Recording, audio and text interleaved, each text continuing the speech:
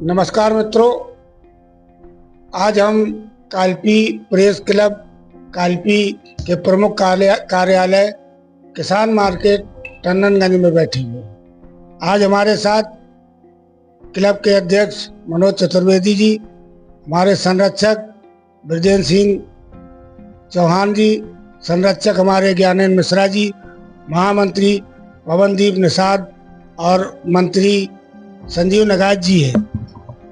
मैं जानना चाहूँगा अपने अध्यक्ष मनोज चतुर्वेदी जी से, सर बताएं कि ये प्रेस क्लब का कब गठन हुआ और ये प्रेस क्लब का क्या उद्देश्य है। धन्यवाद मनोज जी। ये प्रेस क्लब का गठन अभी पिछले 5-6 महीने पहले हुआ, जिसमें हमारे कालपी के जो पत्रकार साथी हैं उन्होंने बैठ करके यहाँ एक संगठन बनाया। इसका मुख्य उद्देश्य कालपी क्षेत्र के जो पत्रकार साथी हैं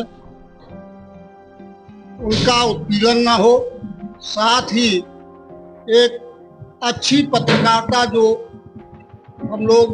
हम ब्रजेंद्र जी, बापू, हमारे तमाम साथी ऐसे हैं कि हम लोग बहुत पहले से पत्रकारिता क्षेत्र से जुड़े रहे। उस समय एक पत्रकारों का अपना एक स्तर होता था। जी जी जी। आज स्थितियां बदल गई हैं।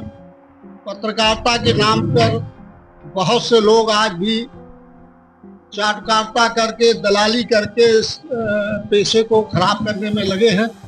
इन्हीं सब चीज़ों को देखते हुए एक ये सोच उत्पन्न हुई यहाँ के जो अच्छे पत्रकार हैं, यहाँ पर कालपी प्रेस क्लब का गठन किया जाए और क्षेत्र की जनता की समस्याओं को लेके हम लोग आगे बढ़ें और एक स्वच्छ छवि जो है पत्रकारों की समाज में जाए।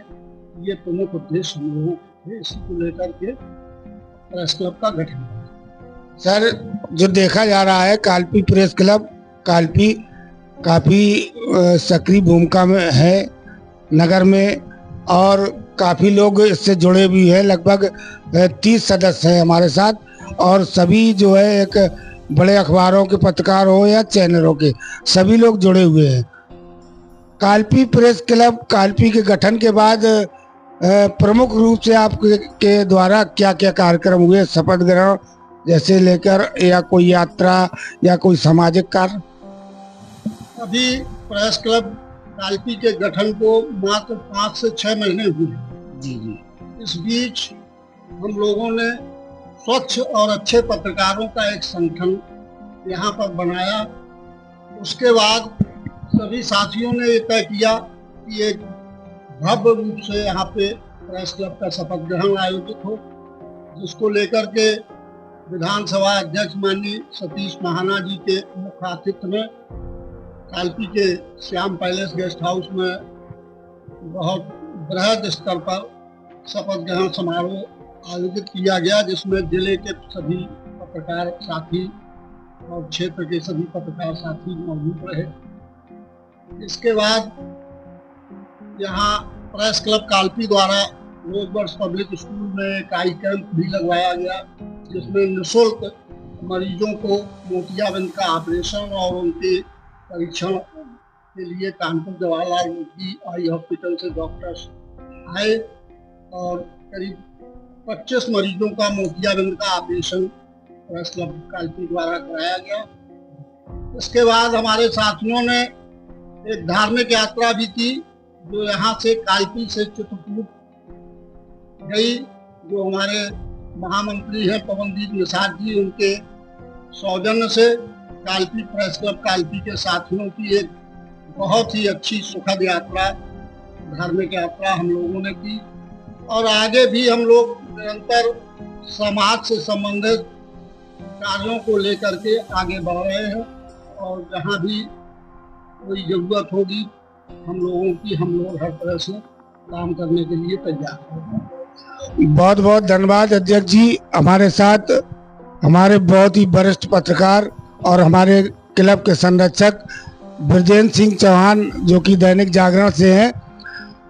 तो मैं जानना चाहूँगा ब्रजेंद्र सिंह जी से कि सर, जो कालपी प्रेस क्लब कालपी अभी सक्रिय हुआ है, लेकिन प्रेस क्लब बहुत पुराना है, और इसके बारे में आप बताएं। कालपी प्रेस क्लब कालपी, आप दसियों वर्षों से जुड़े हुए हैं, तो ये प्रेस क्लब का नया रूप दिया गया है या पहले से ही प्रेस क्लब था?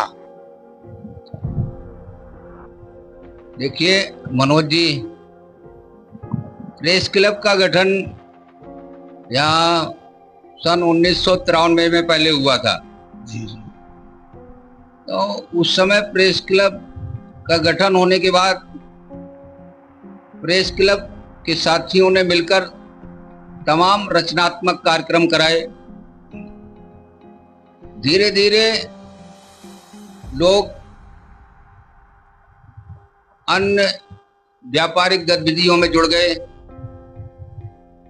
प्रेस क्लब की ओर कोई ध्यान नहीं दिया गया।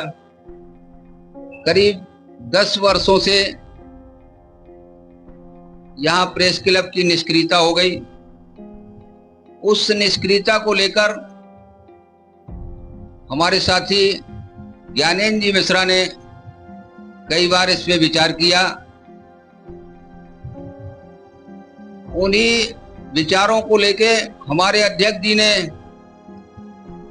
पुनः प्रेस क्लब के गठन के लिए आह्वान किया।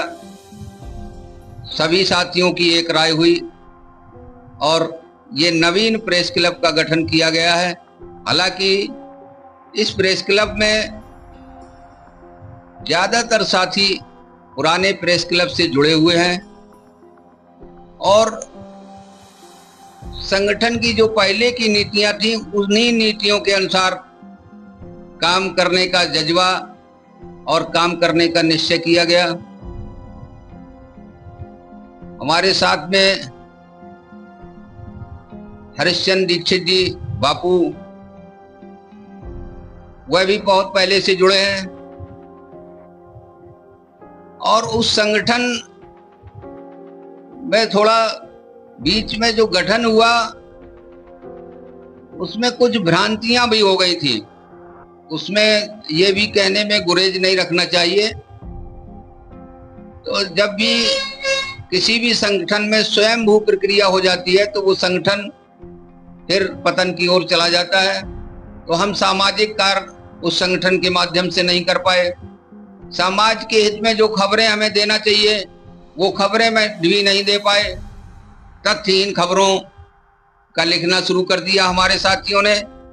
तो उन्हीं को लेके जब समझाया गया तो उन्होंने कहा हम अपने ढंग से खबर लिख रहे हैं, आप अपने ढंग से खबर लिखिए। इसीलिए उस प्रेस क्लब का पतन हुआ। अब पुराने साथी फिर मिलकर यहाँ जुड़े हैं और इस संगठन का एक ही संकल्प है कि तथ्यहीन खबर न लिखी जाए और अगर तथ्य पर खबर है और किसी भी गरीब का अहित हो रहा है किसी अधिकारी के द्वारा या किसी सामाजिक व्यक्ति के द्वारा, जिनको लोग बुरे शब्दों से प्रयोग करते हैं, वो नहीं कहना चाहते हैं, जैसे गुंडा मवाली लोग कह देते हैं। हम लोग खैर ये शब्द प्रयोग नहीं करते हैं। तो ऐसे लोगों के लिए संगठन हमारा इसलिए सक्रिय है कि अगर तथ्य सही है तो उस गरीब को न्याय दिलाने के लिए हमारी कलम चलेगी सभी साथियों की। और हमारे जो भी साथी इलेक्ट्रॉनिक मीडिया से जुड़े हैं वह भी इसमें कमजोर नहीं है, वह भी बेबाक खबर दिखाते हैं। इसलिए प्रेस क्लब की गरिमा आज भी बरकरार है। और इसके अलावा हमारे जो साथी हैं वो इस लालच में कोई खबर नहीं लिखते हैं कि उसके खबर के बदले हमको आय प्राप्त हो। हमारे सभी साथी निष्पक्ष खबरों को लिखते हैं। इसलिए इस संगठन की गरिमा जो पहले थी उसी स्तर पे पहुंच गई है। 25 वर्ष पहले जो प्रेस क्लब की पहचान थी, उसी पहचान पे आज प्रेस क्लब काम कर रहा है। और हम बीच बीच में समाज के लोगों से, व्यापारियों से, अन्य वर्ग के लोगों से संपर्क भी करते हैं कि अगर हमारा कोई साथी, प्रेस क्लब का साथी कहीं कहीं विचलित अगर हो रहा है तो आप हमको साहर्थ बताएं, तो हम अपने साथियों को समझाने का काम करेंगे, जिससे कि प्रेस क्लब की गरिमा बरकरार बनी रहे। बहुत बहुत धन्यवाद ब्रजेंद्र सिंह जी। हमारे साथ ज्ञानेंद्र मिश्रा जी हैं।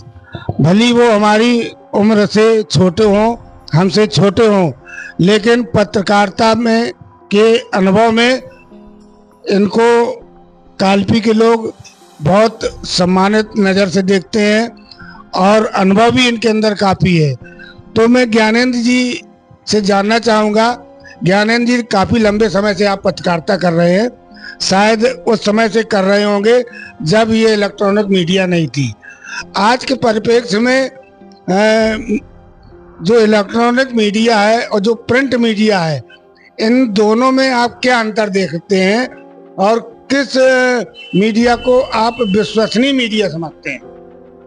धन्यवाद मनोज जी।